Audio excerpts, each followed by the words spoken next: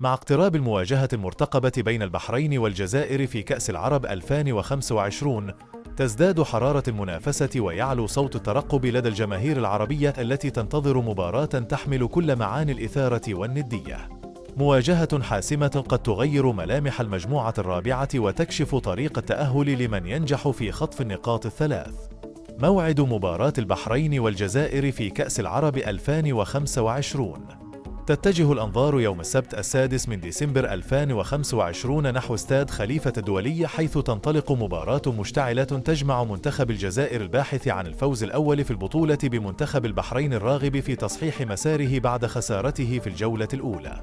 تنطلق صافرة البداية عند 4:30 مساء بتوقيت السعودية والبحرين، 3:30 مساء بتوقيت مصر، 2:30 مساء بتوقيت الجزائر، في توقيت ينتظره ملايين المشاهدين.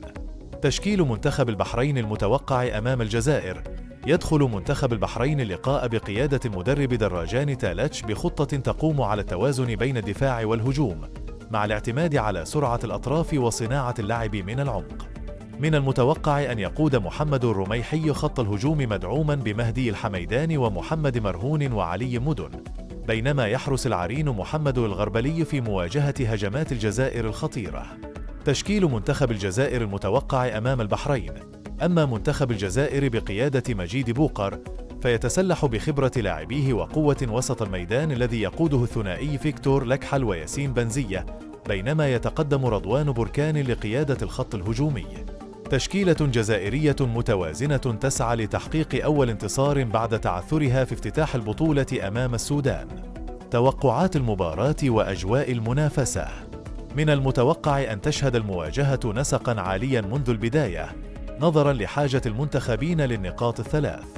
البحرين تبحث عن العودة للمنافسة، والجزائر تسعى لتصحيح المسار والاقتراب من التأهل.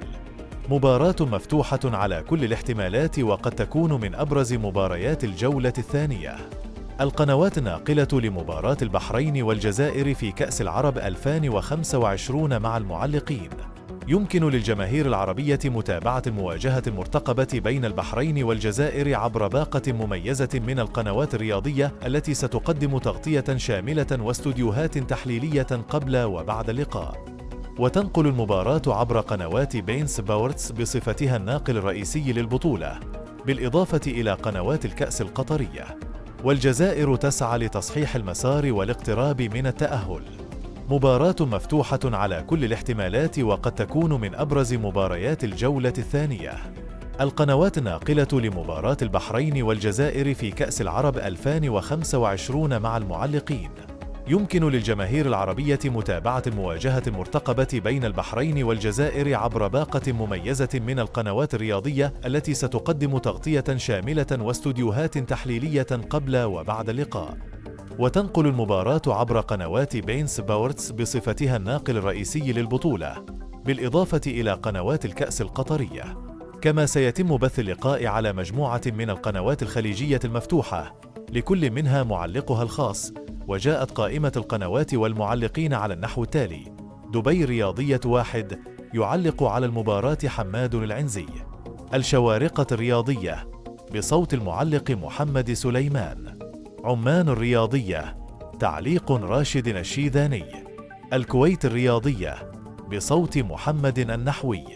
هذه المجموعة الواسعة من القنوات ستوفر للمشاهد تجربة ممتعة وجودة عالية في متابعة أحد أبرز لقاءات الجولة الثانية من كأس العرب 2025. مباراة البحرين والجزائر تعد واحدة من أقوى مواجهات كأس العرب 2025، والصراع فيها يتجاوز مجرد 3 نقاط. ترقبوا معنا تحليلا شاملا ولحظة بلحظة لأحداث اللقاء. لا تنسوا دعم الفيديو بالإعجاب والاشتراك وتفعيل الجرس ليوصلكم كل جديد حول البطولة.